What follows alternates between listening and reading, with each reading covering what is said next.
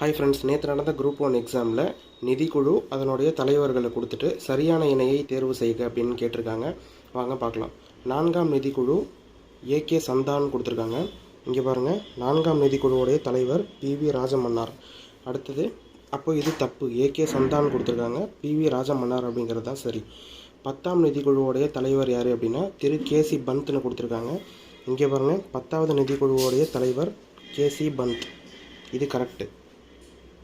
அடுத்தது, 6ஆம் நிதிக்குழுவுடைய தலைவர் டாக்டர் ராஜமன்னார். டாக்டர் ராஜமன்னார் 4ஆம் நிதிக்குழுவுடைய தலைவர்.